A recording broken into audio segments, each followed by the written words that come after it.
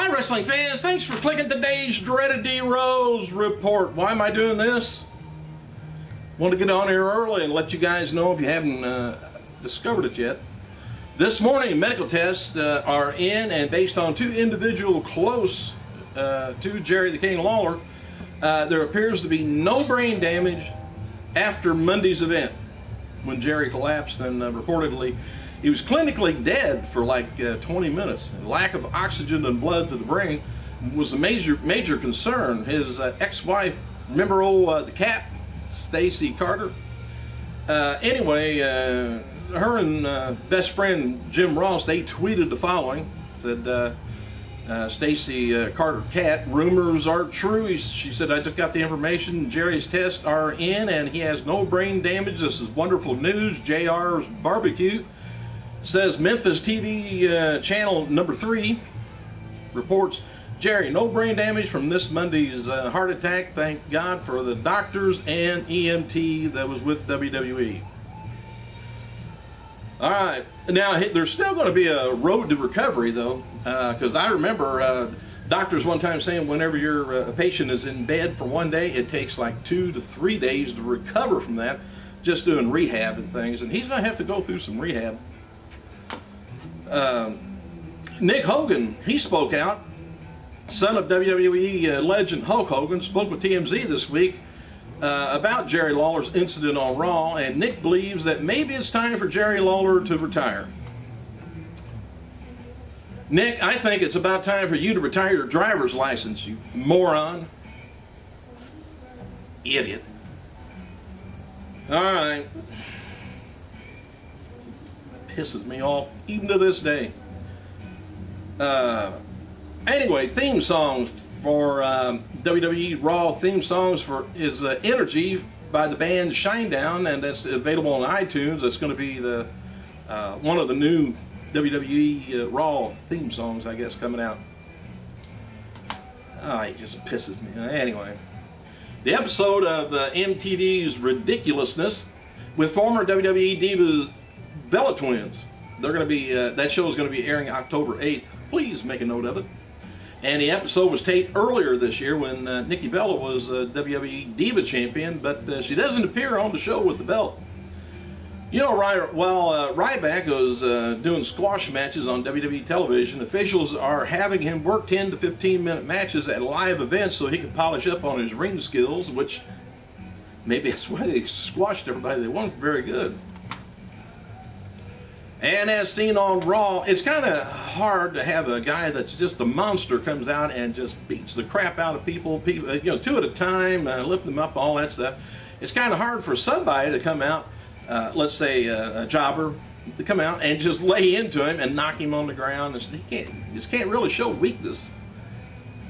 And how can you be aggressive for 10 to 15 minutes in a match just beating up somebody without marching around the ring and pinning them? So he needs some stiffer competition. As seen on Raw, AJ Lee overruled Booker T's #1 contender match for last night's SmackDown by putting Kane and Daniel Bryan into the tag team and having them wrestle for the #1 contendership. Well, anyway, the two have traded shots on Twitter, and all part of the current general manager storyline that I've been talking about for a while. And there's speculation now that it will end at the Survivor Series. They're going to get tougher and tougher on each other. Hey, maybe we'll see a mixed, which you don't see anymore, the mixed tag team. I mean, the mixed gender match. Let Booker and AJ go at it. Anyway, the plan is for both general managers to keep having issues come up until Vince McMahon returns and fires them both to name a new person to oversee both Raw and SmackDown. And kind of an internal rumor, I would think, could be about the maybe 120 days since he left TNA come around. I think it could be Ric Flair. John Laurinaitis, he wasn't backstage at this week's WWE tapings for television because he's taking some time off after having shoulder surgery late last week. And been covering how Laurinaitis has lost his power and duties within the company. Laurinaitis is now considered the head producer agent at WWE live events. Word is, Laurinaitis doesn't even have an office at WWE headquarters anymore. With that said, there's still no plans to bring him back to TV as a character. I hope they don't put him in as manager of nothing. Got tired of him and quit. Now, what I think may end up happening too, I think Booker T is they're gonna take his job away and put him back on announce table. And do you think next Monday they're gonna be bringing in Jim Ross? I hope so, to help out Michael Cole. Let them two go at it for a while. Former WWE diva Melina and Jillian Hall, they're going to be facing off at an East Coast Pro Wrestling event from the Shirley Bingo Hall in Long Island, New York, September 22nd. The tickets are just $15. Show starts around 7:30. Shirley Bingo Hall. Well, mighty falls. But anyway, Nick Foley, he was at WWE headquarters yesterday doing work for his new kids book that's going to be coming out later this year. Foley tweeted, he says, "I had the coolest day yesterday doing promo work for Noelle and Mickey. He said, my kids for the most miserable Christmas." That's the name of it. Touring WWE studios. Said, "Just saw the complete book and his first time today. I seriously love it. It is also a perfect way for me to be a part of WWE, be a star."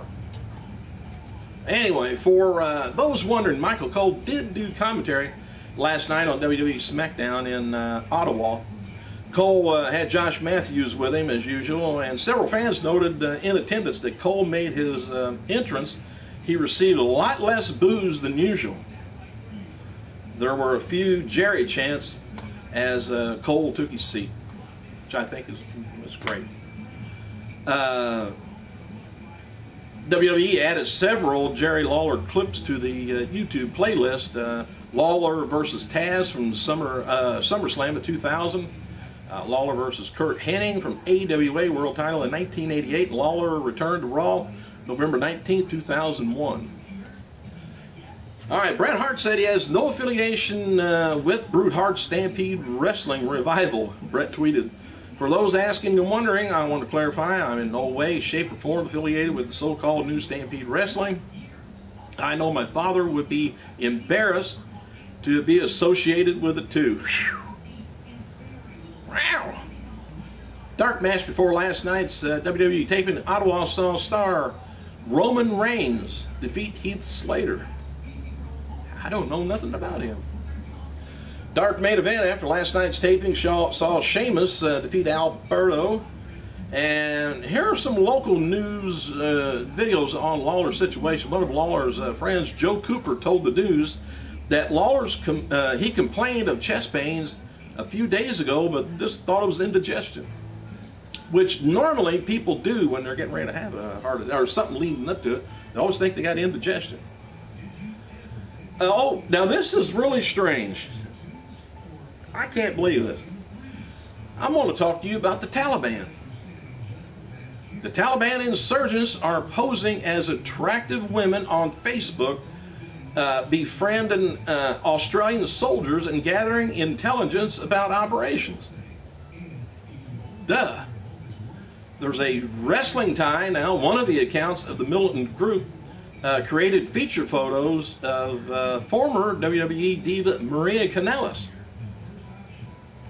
PCWorld.com posted an article on the matter which features a screenshot of a phony Facebook profile with the image of Maria Kanellis on it.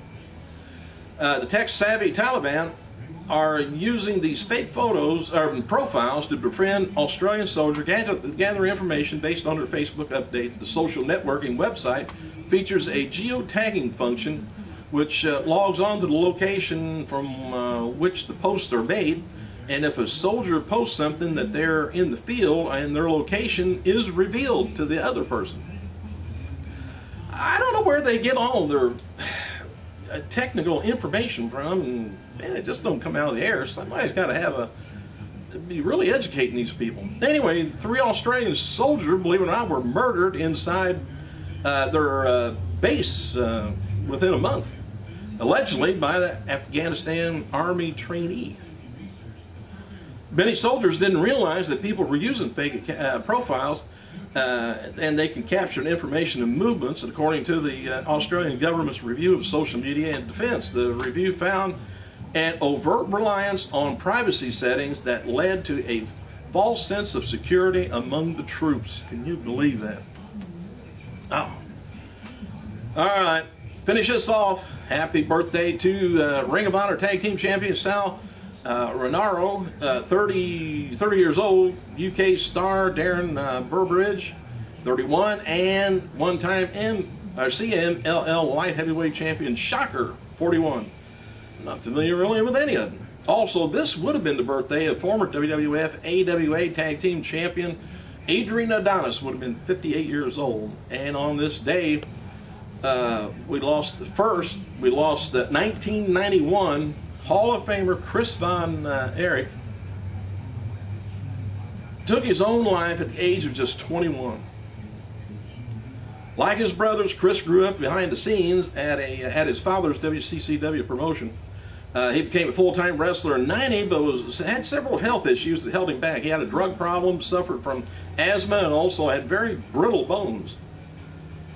So brittle that they would break while performing very simple moves. His inability to make a name for himself in ring only further fueled a depression, and eventually he shot himself just 8 days prior to his 22nd birthday. Thanks for clicking, you guys. I gotta go.